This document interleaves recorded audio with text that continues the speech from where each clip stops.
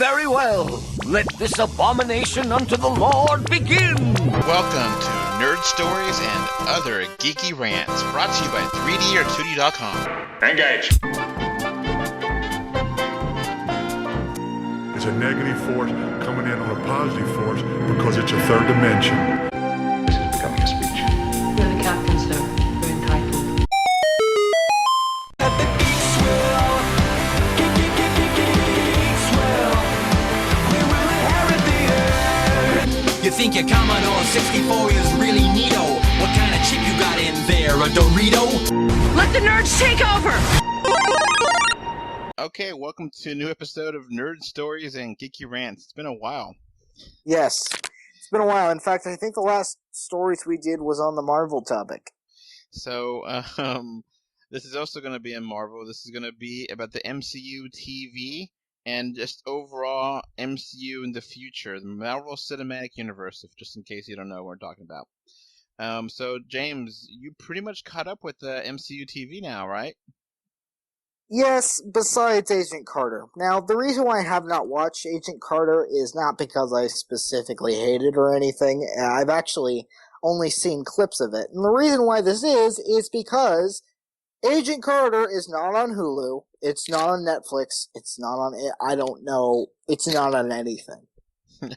So, yeah, I guess no one got the rights for it, where, because I know Netflix has a deal with Disney to release, stuff pretty quickly after the release date. So I guess Agent Carter just got lost in that shuffle because it got canceled and after season 2.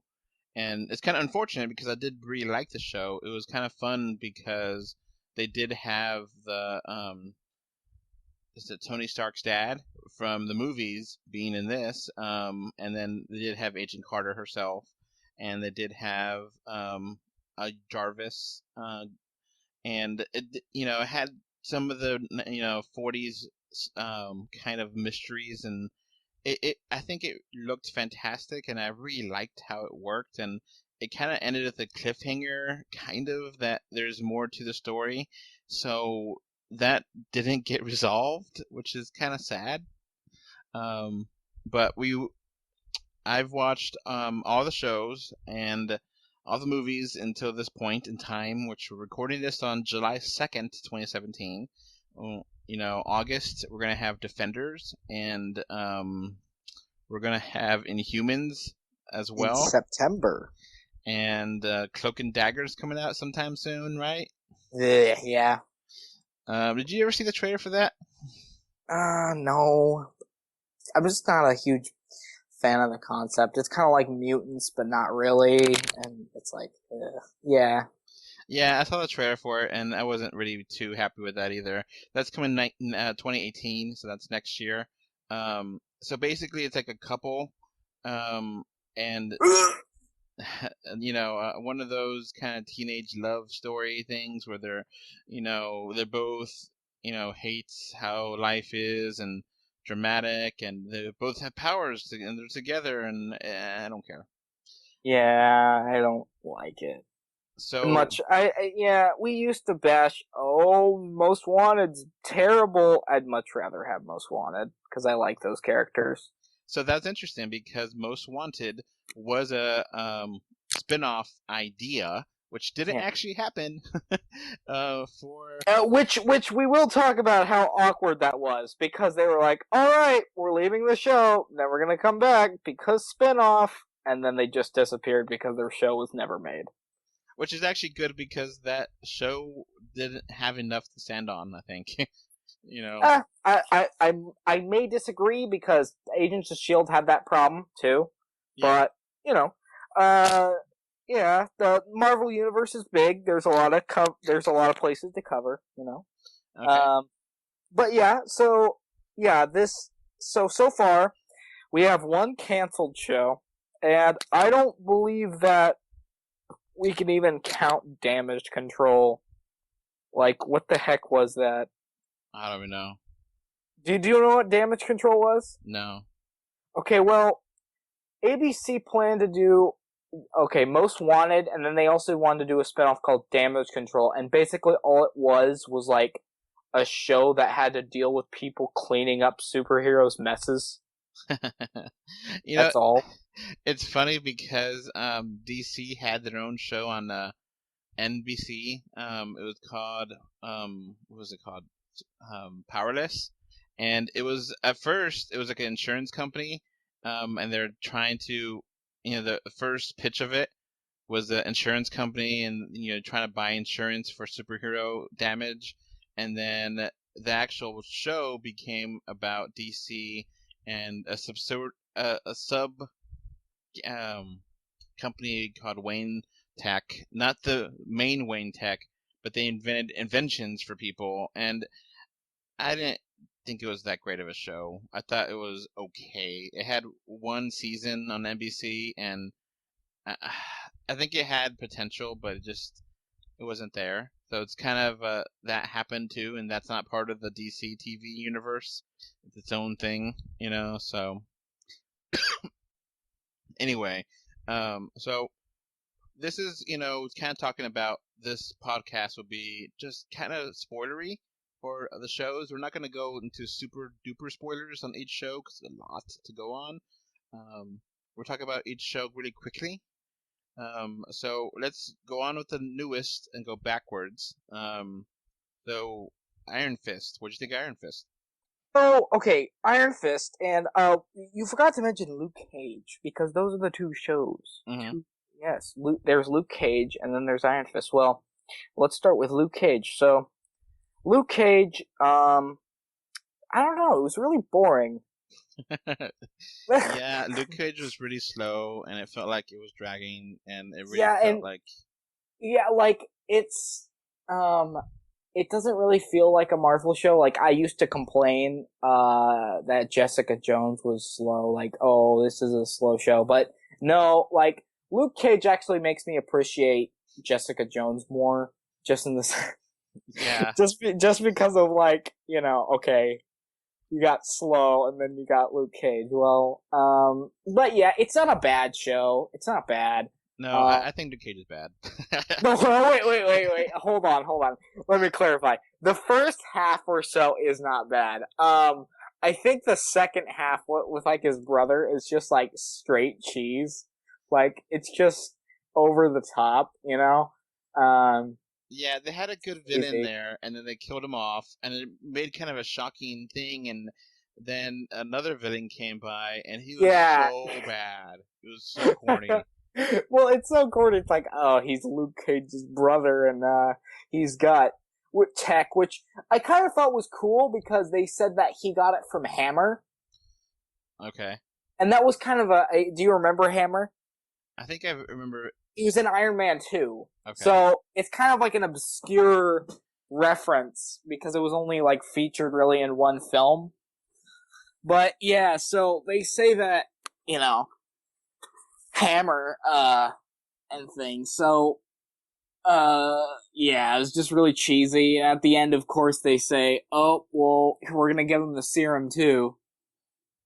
So, yeah, and the half of the show was all about, hey, he's bulletproof. Let's shoot him up even more. Maybe then, maybe if you shoot him enough times, he'll actually get hurt. And it's no, didn't you learn that lesson immediately that bullets don't matter, and you just keep doing that over and over again? It's just dumb.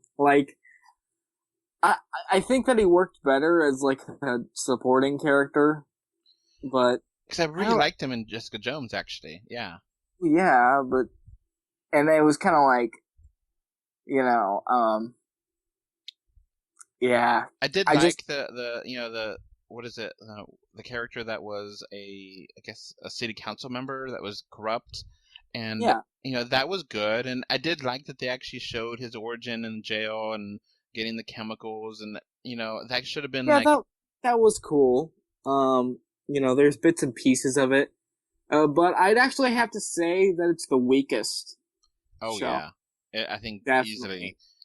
It's just so slow and boring, and it has great music, but the villains here are just bad. The second villain is horrendously bad, and the first villain was fine. It's actually pretty interesting how he was able to not kill Luke Cage, but he killed people around him to really disrupt him. And I did like that barber guy, Pops, and it was sad. He died, and there's like, come on, I like him.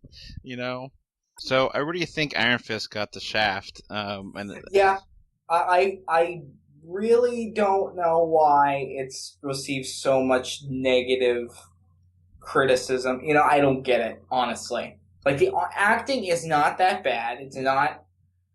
It's good. It's fine. The story isn't that bad. I mean, none of the actors. Like, I don't get why it gets so bad, and yet Luke Cage is like, oh, this is a great show. Yeah, and obviously, I think there's a lot of people that wanted there be changes to Iron Fist to be more Asian, and yeah, that's what they wanted. That was one of their primary complaints was that he's not Asian, and it just okay. Why don't you just go on the merits instead of actually go on what you want it to be, Yeah, exactly. And I didn't really have a problem with this. I liked the characters, and I think Danny was kind of annoying at times because it's like, okay. Yeah, he's kind of stubborn at times, but I think that he went through some changes during the series too to kind of understand more. Because they keep saying that he's not a very good Iron Fist and he's not as powerful as he should be.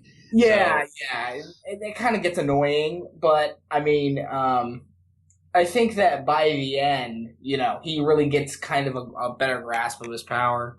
Now, one problem I would totally go on to is that I feel like they did not give enough information about where he stayed for those 12 years. He just said he stayed with some monks, and he didn't show that. We didn't get that. They didn't really show it the way that, like, let's say Daredevil would. Yeah. Like, Daredevil would show you flashbacks, Yeah, I think, okay, this is kind of interesting because I think that this is the only show that doesn't really have very many flashbacks or as many as, I would say, as other shows. Because it does have the plane crash. Yeah. It does have some slight scenes when he's a kid, but none that show his actual training, really. Like, honestly. Yeah, and I think that was actually missing from it, and I'll totally say that was.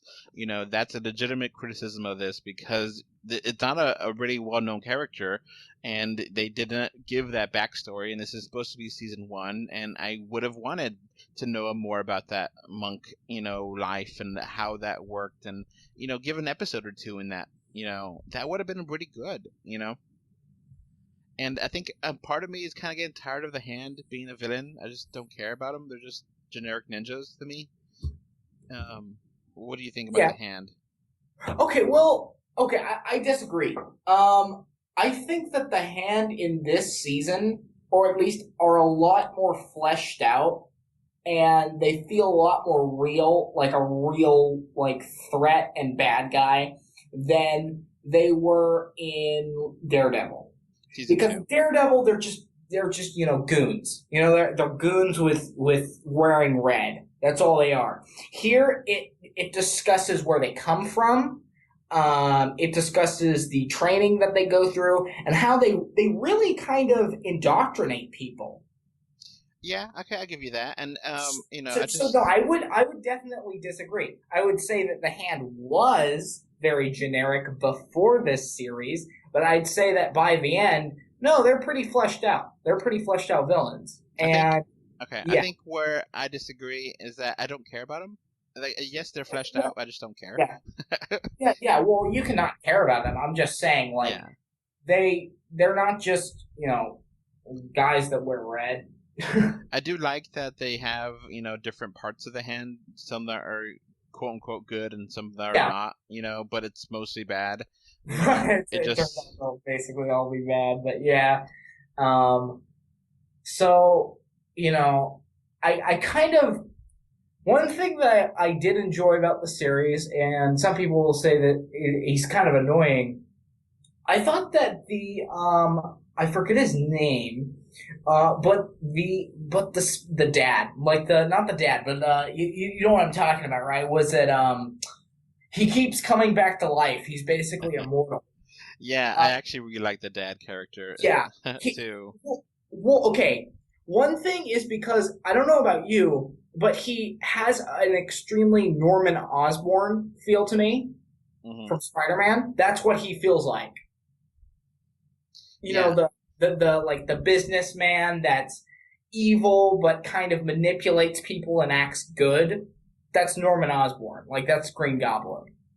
Yeah, and I did really like that. I did think it was a legitimately kind of I guess you don't know where he's going and what he's planning. No, and you can't predict him. That's the thing I really liked about him. And one thing I did like is that he was actually kind of like the real villain. They kind of did this thing where, okay, the hand is beat. Like, they killed the main guy, or supposedly, you know, his body's gone, but they killed him. So you kind of think, oh, well, the show's going to end. And then you have one more episode left, and it turns out he's the bad guy. His name is Harold Meacham, by the way. Yes, Harold Meacham. And, you know, his kids, I think, I wish that Joy was given a little bit more time. I did like her. I did like the son a little bit, too. I think that they're written very well to the point where they're extremely realistic. I felt the whole subplot with the son getting addicted to heroin was interesting and kind of felt like, you know, very real, like a topic that usually wouldn't come up in the MCU. You know what I mean? Yeah. Like the whole drug addiction and things. I kind of felt that one thing that's interesting, and also I think that they kind of got the whole Green Goblin thing too, because he almost died exactly the same way as Green Goblin was basically impaled on top of a building. So very similar. But yeah, I think that he was a really good character. Kind of leaves it open. He's like, okay, did that kill him? Because it basically said that no, he's going to come back. And I really do like Colleen here. I think she's really good. She's a complex character, and you know, she doesn't necessarily, you know, she needs to be in the show, and I think it worked. I liked her a lot. Yeah, and I don't necessarily think that the romance or the throwback subplot is forced at all. I don't think that it feels completely natural. Yeah, it wasn't perfect, but it wasn't terrible. No, it wasn't perfect. I'm just saying, like, it doesn't feel forced. Yeah. So, I can understand why they would like each other. And it's not. And another thing is that one thing I like about it is that they sort of ease into it, where they don't really start out at all like, oh, you know, they're hooking up the moment they meet. Like, it's not like that at all. It's a process. Yeah. And then even then, it's never a focus. That's another good thing about it. Yeah. I was kind of thrown off by the timeline for these Netflix shows. They kind of jump around. Yeah. And you're like, if you watch them in order, you're not watching them in the order they were in story-wise. So, like, you know, because the end of Jessica Jones is when the lawyer woman dies, and I was like, okay.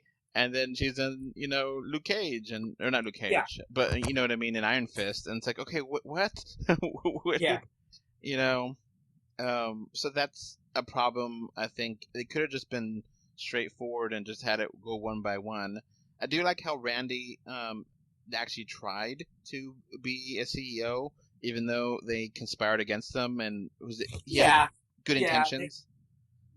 I kind of think that the corporate aspect, like the corporate subplot, was done kind of interestingly too. So, it was really, it's really the only time in the MCU I think there was any like major business talk or something. So it was something kind of new. You know, I did look forward to seeing more episodes, and you know, I'll probably give it a 7 out of 10. Iron Fist. It's fine. It has problems, definitely does. I'd say it's like third best. You know. And I definitely think for me, Luke Cage is a 4 out of 10. It was bad. It was just slow and boring. Yeah, and the thing is, like, the villain was bad for it too. Now, the villain was not bad for Jessica Jones. That was actually a highlight. It was amazing villain. Jessica Jones, I think, was probably a 8.5 or something, or 8. Because now that I think about it, really, all the Netflix shows have good villains, except for Luke Cage. That's the only one that I didn't feel was good. And then, because Luke, we have the purple guy, and he has control over brain matter, and make people think, influence them, and that was a really good build up, and it was kind of slow to start. Maybe the first 2 episodes are kind of I think all the Netflix shows are kind of slow to start, but this was actually really slow, and by the time you got the hang of things, I really liked it. I really liked how they managed the villain and how she was, had a lot of power, but she was limited because of this guy. And then season 2 of Daredevil, I kind of think it was weaker than season 1. I didn't like it as much because I know Daredevil was supposed to be a jerk kind of a character, but he was just a big asshole in this movie, and I just could not stand him. It was too much, and I felt like I felt bad for his friends, that didn't know he was Daredevil, and I did like the whole story with Punisher, but I felt like it was a little bit too much. Yeah. And so it just, I don't know, they're going to a hole at the end of the season. I was like, what's going on? And then Elektra is like, I didn't care for Elektra. I didn't hate her, but I didn't care for her. I just kind of forgot about her, and I don't know. Daredevil, I liked the first season was good. It was really good. I really liked the villain with who's the villain for that? Kingpin? Yeah. Well, he's called Wilson Fisk. Yeah. Eventually becomes Kingpin, and he was a great villain. Yeah. And he does have a really cool cameo in season 2. So, yeah. And then we got Agents of S.H.I.E.L.D., which I really liked the last 2 seasons. It started off really rough, and people kind of gave up on it really quickly, and it's just gotten better and better, I think. Yeah, it's one of those shows that is getting consistently better, and I think that the most recent season has been the best. With Ghost Rider, and then the robots, the Matrix kind of stuff, all that was really good and really interesting. Yeah, and another thing that's cool about it is now there's kind of little references to other parts of the Marvel Universe. There's a Doctor Strange reference in the last episode, I believe. Yeah, I mean, the whole thing that the robot Ada does to get powers, that's all from Doctor Strange, Yeah, it's basically straight out of there, And Agents of S.H.I.E.L.D. has been very consistent in trying to connect the dots to the bigger MCU more than any of the Netflix shows, and that's kind of a shame, because I really feel like the Netflix shows really exist in a whole different realm. It sometimes feels that way. Like, I don't see how Netflix shows connect at all with S.H.I.E.L.D. and the Inhumans show. Inhumans don't look like they belong in Agents of S.H.I.E.L.D., and that's where they were, cinematically or TV created. We know of the Inhumans because of the Agents of S.H.I.E.L.D., and this is a whole nother sect of the Inhumans that we know nothing about, and it's just like, whatever. That trailer looked bad. It looked terrible. It's soap opera-y and corny and a dog, and I don't get it. I just don't care. I'm just like, yeah. It looks like a sci-fi show. It looks like a bad sci-fi show. I think that's a good way of explaining it. And, that's the thing that I think we want to talk about. How do all these shows really connect? Because... Now, okay, here's the thing. Kevin Feige has said that they will connect, but he also has said that it has to be natural. Like, it has to not be forced. And I am not sure how they are going to connect everything without it being quote unquote forced. Because we got Defenders coming up, and the thing with Defenders is that Spider-Man should be somewhere in that realm, but of course he's not. We haven't seen Spider-Man: Homecoming yet, so they may have a reference to it. But it is New York, and Spider-Man and Daredevil are supposed to be really close. Well, okay, I'm gonna be kind of upset if there's no references, and there won't be most likely. But because if you have all these heroes running around New York, people are going to reference them in Spider-Man, or vice versa. Yeah, so I hope there's something, even if it's a post-credit scene, something that connects the Defenders to it. Because it just seems like New York's a big city, but it's not that damn big. Yeah, and then you also got to remember that Stephen Strange is living there, too. Yeah, so, that's something to consider, and of course, agents, we said before, Agent Carter ended, season 2, and it kind of ended with, like, some espionage stuff, and, like, a little bit of Doctor Strange stuff with, antimatter, explosions, and it kind of just, like, okay, where's that going? How does this connect? And it just didn't ever get resolved. Like, it should have had, like, a 2-hour series finale, and it didn't get it, and that's still open. And then that's the sad part is I would have loved to see Ant-Man in the past. Yeah, I think that would have been really cool if, like, they set season 3 in, like, the 60s. Yeah. That could have been cool. Yeah, if they could have, okay, look, maybe we don't have enough to do. Maybe they have just one more season and that wraps up everything, and that helps to do some of the past stuff. But I do think that some of the past MCU could have been really, they got some of the stuff done with Jarvis and, but they could have done so much more with that. And it feels more, big if they have stuff in the past and it builds onto stuff and fills in the gaps and, I mean, you have even like, I think it would have been cool if they would have kept kind of that thing. And for a while, they kind of were connecting everything together with the past. I know that Ant-Man tried to do that, too.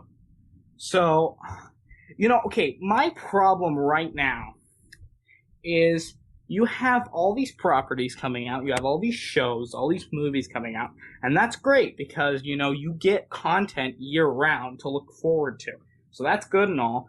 It's just, this is supposed to be a connected universe. This is supposed to be a universe where, things happen and it affects the rest of the universe. And most of the time, they don't really play up on that. Yeah, they don't. Defenders connect to the Defenders, but barely. You really don't. Yeah. I think Luke Cage and Iron Fist are supposed to be best friends, and they don't know each other in the show. Exactly. Like, it's just... I think personally that if Inhumans works, it has to have an Agents of S.H.I.E.L.D. crossover. That has to happen, and if it doesn't, then they're stupid. Like there's no other way to say it. Like you have tons of Inhumans in Agents of S.H.I.E.L.D., and to say that none of those Inhumans have anything to do with the ones that are featured in and Agents of S.H.I.E.L.D., in the movies, no one knows that Coulson's alive again. No one. Yeah. It's totally not in the... And no one mentions Inhumans, really. It's all kind of hush-hush, and they're all different islands, and you would think they would connect those dots a lot better, and I can understand, okay, Luke Cage is just hanging out in Harlem, and he's not wanting to be out there, okay. But, I mean, there's other things going on, Yeah, and the thing is that, okay... It doesn't have to be anything major. Like, for example, a very simple way that you could cross over Agents of S.H.I.E.L.D. with Defenders or any of those people is if there's a subplot where the Agents of S.H.I.E.L.D. want to get the Defenders, the members of the Defenders, to sign the Accords or something like that. Like, you guys obviously have powers. You're obviously going to have to sign this treaty. Because you have powers. They mention the treaty and stuff in the show, and it's a big aspect. And it's really good. Yeah, and it greatly expands it and makes it, because in the show, at least in the Accords, were explained to not just be like, okay, you sign it, the UN controls you. It's like a power database where Yeah. they can, where once they register you, they kind of give you like a threat level. You know what I mean? Yeah. So, I think that if there wasn't so much, and I think the problem boils down to corporate meddling. I think that's what it boils down to, which is dumb because when you think about it, all these shows are on Netflix. All these shows are owned by Disney. Eventually, yeah. So, like, I honestly just don't see why there's such a problem, having crossovers. And I will say this again: what they need to do in the upcoming future is when Infinity War happens, there has to be some crossover between the shows, because I'm literally going to be so mad if these shows ignore what's happening in Infinity War. Yeah. Infinity War should affect the entire universe, including the shows. And it should look. They're gonna have Doctor Strange meet up with Iron Man and Spider-Man. And Yeah. where is Luke Cage? He could be a really important character in there because he's so powerful. Yeah, okay, and it doesn't have to be in the movies. I'm not saying it has to be like these characters have to show up in the movies. I'm just saying in their respective shows, they need to be tackling the same concept, because if you ask me, Infinity War is going to be something that affects the entire universe. Yeah. And we're gonna get Guardians of the Galaxy. Hey, look, Guardians, I could get totally why they're a totally different part of the galaxy. That's totally understandable. They're not on Earth. They're not anywhere close to Earth. But everything else here is on Earth, and a lot of it's in New York, in one town. And they should be able to connect those dots. And the DC TV universe is in this better because Yeah, they exactly. do have crossovers. They do have, one time a year where all of the shows cross over and Yeah. connect. And it is a great thing. I really like how they do that. Okay. Well, another thing I got to bring up, though, is that none of these shows really take place in space except for two exceptions. There's two exceptions to this. There's the upcoming Inhumans, which, if you didn't already catch it, their base was previously on the moon. Mhm. That's where they were exiled or whatever. So they are kind of in space. So I can see them doing something. But I wouldn't bet on Inhumans, because if it really is as bad as it kind of looks like it will be, I don't expect it getting more than a season, honestly. So don't be betting on Inhumans, but they could do something with Inhumans, but also Agents of S.H.I.E.L.D., because Agents of S.H.I.E.L.D., the way that it ended, it strongly implied that they were now part of S.W.O.R.D. I don't know if you know what S.W.O.R.D. is, right? No. Okay, well, you know how S.H.I.E.L.D. is like the protector of like Earth? Well, S.W.O.R.D. is basically like the Agents of S.H.I.E.L.D. in space. That's what S.W.O.R.D. is. Okay.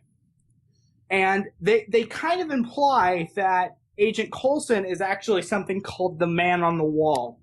And the Man on the Wall is kind of a new thing in comics, and it's one person that is responsible for basically protecting the entire world from alien threats. Okay, interesting. Now, they strongly, and the thing is, you won't catch up on this if you don't, like read some like basically theories and things. But there was a subplot in the show where they kind of were like, oh, Coulson is connected to all this alien activity, and they kind of think he's the center of it. And so you also have Ghost Rider saying, like, alluding to some job that Coulson has. And then you also have him in space now. Now, the Ghost Rider stuff I thought was great.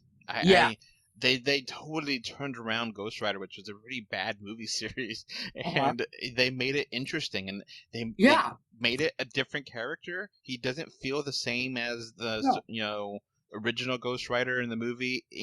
They made it work as a new version of him, and it makes sense. why he's Hispanic and why he's not the same as the other Ghost Rider. They do reference the other Ghost Rider. Yeah, and the thing is that I'm pretty sure that the other Ghost Rider is still around. So that's kind of what they imply. Yeah, like and that's pretty interesting. I don't expect Ghost Rider to be in Luke Cage, but No. I mean that's fine.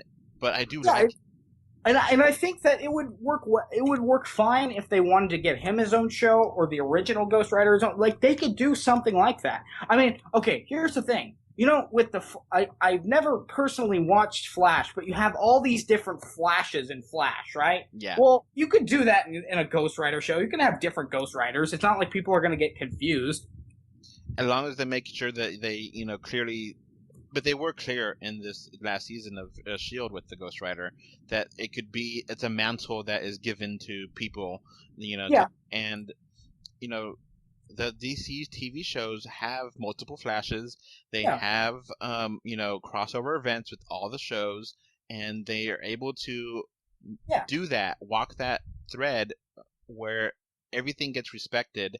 But they have their individual shows, but they're not completely dependent, but once a year they do join together and they have a crossover or two, and it makes sense. They make it work, and they have the same writers for most of these shows, so they just talk to each other, and it's like, okay, how do you want to do this? And it's a big ratings thing, and that's one thing that since it is still on TV, ratings still matter. So they, just because it's on Netflix doesn't mean it's gonna not get canceled. Because Netflix has been canceling shows lately, and if they don't want to do another version of Luke Cage, they don't have to. It's totally up to them. And and honestly, I don't think that another Luke Cage is necessary. Because they are filming a second season of. Right now, they're filming Jessica Jones season 2, and then Defenders at the same time, and so it's just. Having all that communication between everyone and having all these threads, because the robot stuff is not in any of the other shows, and I was actually expecting Ada to bring back, Ultron, and she didn't, which, they didn't mention Ultron, which I give credit to, the fact that they're at least doing that, Yeah. And I get to an extent some of the corporate garbage where, well, not all the people are going to watch all the shows, and it's just true. And not all the people watch all the movies. There's certain people that are like, oh yeah, I watch Guardians, but I won't watch, Doctor Strange because that's really weird, or I won't watch, Captain Thor because that's strange, it's weird. There's some people that don't watch all of them, so. Yeah, there's some. I would say it's the majority, though. Honestly. And they've never really done something to try and test that theory out. They're just kind of assuming that people are all normies, That's what they're kind of banking on, and they've never really actually taken a risk. Yeah, and then on the DC side, whenever they do the TV shows that way, they heavily advertise it, and then they very much make it work where it's written in a certain way that you have to watch other shows, and it melds together really well. And I think there's definitely issues with some of the DC shows, but I do like how they are crossovering with one another. Supergirl was not originally part of the DC TV shows, but then season 2 now it is, and it's not 100% in the same universe, but they make it work. And they have their own stories, but they also cross over, and there's different characters that are on other shows, and it mixes and matches, and it knows how to do that well. So my biggest fear, James, is that Marvel is going to have all these shows, and they don't really connect, and they're going to have a lot of loose ends, and they're not going to be able to make everything work. Yeah, that's my problem, because, okay, I would say that it really started to become a problem 2016, maybe 2017. It's only recently, but it's slowly starting to, everything's starting to fall apart, if you know what I mean, in the sense that you got all these shows going in completely different directions, and they gotta connect at least a little bit, because, okay, and I would say that Daredevil is probably one of the closest Netflix shows to in the first season. That is, in the sense that I don't know if you remember this, but Kingpin or Wilson Fisk, his main job he was in charge of rebuilding the section of New York that was destroyed by basically the attack in Avengers. Yeah. So yes, that was heavily connected and was referenced a lot. And you had references to the superheroes. So I'd say that the first season of Daredevil was pretty connected to the overall universe. But after that, they just kind of jumped off and stopped trying to, you know what I mean? And there's a fine line. You gotta walk a fine line because it's like you gotta reference things in the universe but not rely on them too much or else it feels forced. You know what I mean? Yeah, they can't just completely depend on you watching every movie immediately, but at the same time... That was Agents of S.H.I.E.L.D.'s original problem. When they first were on television, that was their biggest problem. They had these direct tie-ins, And I actually kind of respect it though, because you knew you're watching Agents of S.H.I.E.L.D. and then you're like, okay, I have to make sure I'm caught up before I watch Captain America. And then you watch Captain America, you're like, oh my god! And then Agents of S.H.I.E.L.D. covers it immediately after that. And that was really smart how they do that, you know? And, you gotta have some kind of connective tissue because... and the thing is that DC has a good relationship between the shows, but they don't have the connection to the movies. Marvel is the only show or only thing. It's the only universe to I know that has films and shows taking place at the same time in universe. Yeah. It's the only thing that does that. So, that's the thing that I'm just worried about. Is it going to be, the Cloak and Dagger, is that going to connect to MCU? I don't know. What about the, Inhumans? Is that going to connect? It doesn't look like it.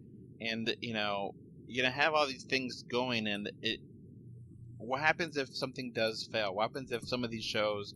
Because Agents of S.H.I.E.L.D. was not guaranteed another season until, right at the end. So it has another season, but I don't know if it's going to be the last one. And it's a shame because this last season of S.H.I.E.L.D. has been excellent. I love this, everything they're doing so far was top notch. Characters and story, and it just interesting, and I really loved it, and it was in danger of not coming back. And it's coming back, but I don't know for how long, and, how they're going to attach everything with other shows. So I think if they, work it better, then they can, but it's just one of those things where I'm just worried that it's going to fall apart and it's going to be really ugly and a lot of people are going to be pissed off, Yeah. So, I'm hoping in Homecoming they have some kind of reference to Daredevil or anything like that. And, look, it could be really passing really quickly because, Netflix shows are much more adult tone than, typically Spider-Man is a more kid-centric character, so I get they don't need to go into that, but I'm just hoping that there's something there to help connect all these things, and because everything seems so disconnected right now, and it shouldn't be. It should be a lot better, and I think you talked about this before, that there's a big war between the TV and the movie front, and it shouldn't be a war. It should be... Yeah. I brought that up a little while ago. The actress who plays Quake, also known as, Skye on Agents of S.H.I.E.L.D., she one time said that there is sort of kind of this competition that goes on between the movies and the show. So it's not right, because they should be working together, and they should be, I like a lot of the ideas where, S.H.I.E.L.D. does clean up the messes from the movies, but it does fill in some of the gaps of the movies. We're wondering where did, because, it was in Captain America Civil, they had a big carrier, and we're like, where did that come from? And then Agents of S.H.I.E.L.D. talks about that, and that works and it helps, and it's like not necessary. There's the plot holes will be filled by the shows, and the shows will help each other out, and it could work a lot better. They need to sync these. Like, it's strange that Defender is going to be 8 episodes when all the other Netflix shows are 13. It should be the other way around. It should be the rest of them should be 8, and then Defenders be 13 because they're combining everything. Yeah. And like, I'm kind of worried about like, okay, how are they going to do a whole show on Punisher? Is that just going to be him going around and killing people, gunning people down? Yeah, I don't know. And that's gonna, okay, I get it. It's, revenge, and but that might be kind of hard to watch because it's just like so many people get gunned down on a regular basis, and we hear these tragedies that happen on a regular basis, and to see someone do that on TV, it might hit a nerve, and it might not be good to watch. And you know what I mean? It's realistic, but at the same time, it may be too realistic. It may not work for, it may have leave a bad taste in your mouth having Punisher as a TV show where you just go around and kill people realistically. Yeah. So I don't know. I don't know how they're gonna make a Punisher show work. I don't know how. That's the MCU stuff is I'm still liking it more than DC for the movies, and the TV shows I'm hit or miss with. I am more invested to DC shows, but still they're connecting a lot better, and we just need to talk about that, and that's what the whole podcast is about, is just us chewing out a little bit of Marvel, saying, raising the alarm, you got to connect this before it all falls apart, and then you can't connect it, and then all these shows don't make sense. And then if that means some shows don't come back, but then they say, okay, they're not going to come back, but you get 1 or 2 episodes. If they say, we're not going to give Luke Cage a season 2, but we're going to give him 1 or 2, 3 episode, arc, to wrap up. Okay, cool. I could deal with that. That could be a good compromise to say, okay, we're going to have 1 episode of Defenders be all about Iron Fist in the, town. 1 episode could, help with some of the stuff happening after Spider-Man. That could work, and then you could market that really well. You could be in the commercials. Hey, are you wondering what happened at the end of, Vulture? We'll find out more about Vulture on this week's episode of S.H.I.E.L.D. And people will tune in just for that episode, and it makes sense, So and the thing is that I've noticed Agents of S.H.I.E.L.D. has kind of, they still throw in references to the movies, but I don't think that it was like you had it as big as it was in season 1, and I kind of want that again, because I'm hoping that season 5 is almost solely focused on building up Infinity War. Yeah, I mean, they have some of the alien stuff in season 3 or whatever with when they go to that blue planet for the episode. Yeah. And that episode is awesome. It was really interesting, And the another thing that Agents of S.H.I.E.L.D. does, I think it's the only show that okay. I would say that all the other shows, and I think you would agree with this, all other shows are, and maybe Agent Carter did this too, I guess, because it's in the past, but Agent Carter was canceled, sadly. So, you have all the other shows, mainly like the Netflix run, the Defenders, all those characters, those are spin-offs of the Marvel Universe. I would say that Agents of S.H.I.E.L.D. is more than a spin-off. It's almost like an expanded universe, almost, because they actively adding things to the continuity. They're actively expanding on things. Like, for example, in Agents of S.H.I.E.L.D., they explain the origins of Hydra.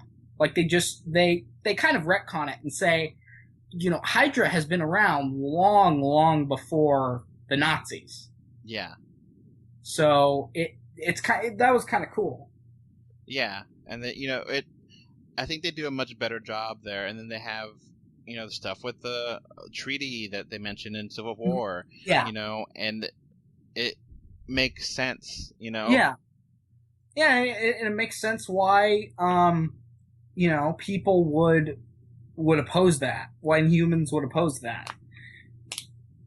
because a lot of Inhumans don't really want to be Inhumans, and they don't No. necessarily want to use their powers. They kind of have them, and they're not wanting to be heroes. It is what it is, you know? Okay, now, I just remembered this before we kind of move on to some other topic about Agents of S.H.I.E.L.D. Season 4. I gotta bring this up. So, okay, do you remember earlier in the season there was, like, this conflict between, like, you got these radical anti-Inhumans, and then you got the Inhuman radical? Like, you kind of have two sides of the same coin. You know, you got, like, you got terrorists basically on both sides. Do you remember that in the beginning? I still don't really understand. I can understand why they did it, but they just kind of like abandoned that subplot completely. Like it didn't even exist halfway. Not even halfway through. Almost like a quarter of the way in, they just forgot about it altogether. Yeah, because like the senator was part of the terrorist organization, but she was she threw her brother in, and it's assumed that her brother survived, but he never came back. And then we also, because they have a lot of threads going on in that season. They have Ghost Rider. Yeah, I can understand why they got sidetracked. I'm just saying, like, I just noticed how weird it was that, you know, they brought this whole big conflict up about, like, the tension between, and it was really interesting. It was really well written. You know, you got two sides. You got the, like, really scared humans. Then you got, like, they're basically resorting to lone wolf, like, terrorist attacks because of the Inhuman threat. And then you got Inhumans on the same side. So you got, like, an Inhuman rebellion. I think that Inhumans, the show, would be so good if they found a way to tie that in. Yeah, and then that, think how good it would be if this, like, the Inhuman nobility, they come to Earth and they kind of establish themselves as the ruler of, like, this resistance. That would be super cool. Yeah, I think that would be a smart way of doing it. And then remember that lady that helped train Sky and had the little, you know, school for Inhumans. That could be something there that connect that with the Inhuman show. And of course, most of those characters are dead, but yeah. Yeah, that could be good flashbacks, and that could be good things to connect it. And you know, it just the thing with the moon. This is the first time we hear about this, and it should not have been the first time. If they were going to do an Inhuman show, they could have put the seeds in there somehow, you know, and it just seems like it's a complete 180 from everything they've shown about the Inhumans before, you know? Yeah. So I'm hoping that for the future, you know, and maybe hopefully the reason why they just brought it up in Agents of S.H.I.E.L.D. and left it alone was because that was going to be for Inhumans. And I would greatly applaud them if they did that. We'll have to see when it comes out. You know, I'll give it a chance. Yeah, we'll have to see right now. Inhumans right like now garbage. It looks like a disaster, honestly. And like, you know, that other Cloak and Dagger is going to be on ABC Family or whatever. Yeah. That's totally different network, and that's, you know, aiming towards teenagers, and I don't see that connecting. God. That to me looks cringy. It does. Like, it does. Yeah, like the whole, we're teens and we're on the run, and So I don't know how that's going to connect, if it does at all. I don't think it's going to at all, because it's a totally different network. It's not on, you know, it's on a cable channel, a lesser cable channel at that. It's not at a, you know. It's like the more channels you get away, you know, the more obscure and weird it becomes. So there definitely is problems with the Marvel Cinematic TV universe. I kind of think that S.H.I.E.L.D. is leading the pack with the best quality. I definitely love this last season of S.H.I.E.L.D. a lot more than I did of season 2 of Daredevil or Iron Fist or Luke Cage. And, you know, I ended up really liking Jessica Jones, and I was so on season 2 of Daredevil just because he was such an asshole. Yeah. I mean, that other guy, was it Dougie or whatever? He didn't deserve that. He was so destroyed, and and then poor Claire. You know, she's been the medic for the whole Netflix shows. It's like, when is she gonna get her time to really be, her own hero or something? Because it's all she does is be the medic. Whenever there's one of the Netflix guys that are in trouble, just give her a call and she'll come by and save them. And it's like, it's getting a little bit too trite. Come on. So that's all she's gonna do is just be their nurse. I know it's, I think, kind of the night nurse character, but not really. I don't know. Anything you want to say before we wrap up? Okay, so how we're gonna this is my way we're gonna wrap up with the show. So I'm going to say 2 shows that I think would be really cool. Like 2 shows that I'd like to see in the future. Okay, so the first show that I think would be a really cool one would be as I said before, a Ghost Rider spinoff. I think that he was done great on Agents of S.H.I.E.L.D. But to be fair, I think that he should have his own show. I don't think that he should, because Agents of S.H.I.E.L.D. is primarily for, Agents of S.H.I.E.L.D. That's why you watch it. He's a good, I forget the word, like breakout character. Mm-hmm. But I personally believe he could have his own show, focusing on like, hell and things like that. I think that'd be cool. So I think that Ghost Rider should get his own show at some point. Not you don't have to make it now. You don't have to make it in 1 year or 2 years. I'm just saying down the road. Yeah. Ended. You can make it. Okay. The second show would fit more the kind of Defenders / Netflix thing. So you got one for ABC and then you got one for Netflix. I don't know if you've ever heard of the character Moon Knight. I heard that he's great, but I don't know anything about him. Okay, well, Moon Knight is...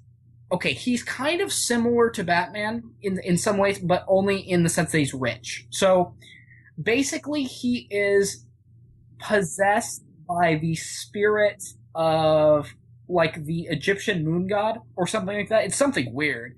But, he's also a billionaire. And he kind of has multiple personality disorder, too. So I think that Moon Knight would be a cool kind of show.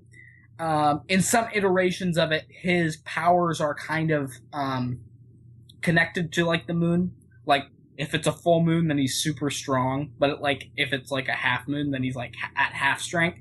I don't know how well it would do, but I think that, and if you look at lists of the top 10 characters that should be in MCU, Moon Knight's always up there. He's a fan favorite. Okay. So those are my 2 picks. All right, my one, I only got one, which is, I agree with you with 100% Ghost Rider.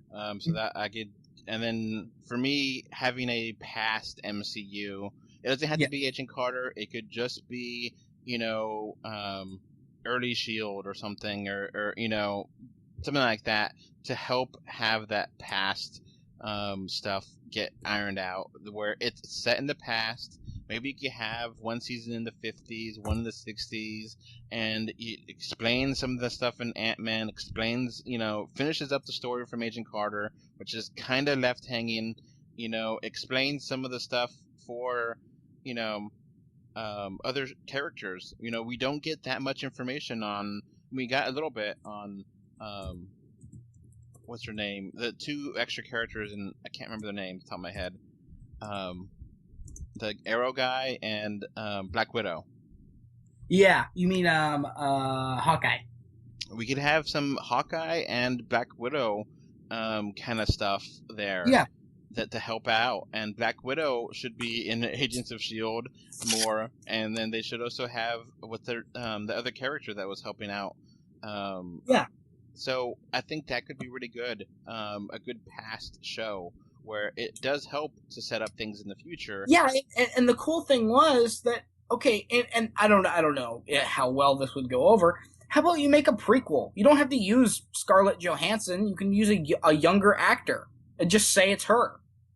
Yeah, and they kind of had a lot of that ideas in Agent Carter, season 2, where they actually kind of introduced the idea of a Black Widow idea, the Russians and training, and Yeah. they didn't follow through with it because it's it got ended. But having those things there to help cement the backstory of some of these characters, like Ant-Man, would be really cool. Yeah, so I think that idea could work. So, okay, I really have to thank you, James, for having a really great idea with how this is like a good catharsis to get out all our fiends in the MCU TV shows, and I feel like I got everything out, and then it's not perfect. It definitely needs to be tweaked on, but it's good, and I hope to be better in the future. I still worry that everything's gonna collapse and Marvel superheroes are gonna be passe and everything's gonna get canceled and we have all these stories that don't get resolved. But I hope so. I hope it is a good podcast, man. Good podcast. Yeah, we covered a lot of topics, and we covered a lot of like what they could do right and what they could potentially do wrong. We talked more about like not just the present, but like the future. Yeah, and obviously we didn't talk about Legion, which is the X-Men show, but X-Men is That a doesn't whole count. whole different beast, which I haven't seen at all, and I heard it's really out there and whatever. But still, there's a lot of stuff going on, a lot of comic book shows going on right now, and they needed to make sure that everything's tight and make sure that they don't get too big for their britches and it just becomes impossible to follow everything. So cancel some shows if you need to. Just try to wrap up things better. So Yeah, like honestly, we don't honestly need another Luke Cage. you don't need a third season of Daredevil. We could No. just have it be integrated into, have it be a part of Defenders. And if that means Defenders get 13 I episodes. honestly don't really get why don't they just make kind of Defenders the new, like, okay, they had their start in their own show and now they're all going to be in Defenders. I don't necessarily think there's a point to splitting them up again. I agree, and I think that's a good way to consolidate stuff where you don't need to have a third season of Jessica Jones and a second season of Iron Fist. Just put it together at the Defenders and give them an full episode if you need to have some stuff to wrap up. Yeah, and honestly, like, okay, you want to, then if you want to spread out the releases, how about you just make 22 episodes of Defenders, just like Agents of S.H.I.E.L.D., and break them up and do 11 episodes, and release one part in the beginning of the year and one part near the end. Sounds great to me.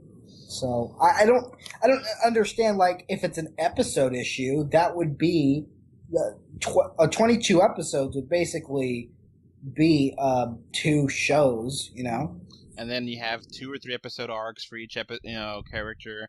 You get you get enough there. Yeah, you could do a lot more with that. I think that'd be a more efficient. Definitely glad that Most Wanted didn't happen because I didn't think that was needed.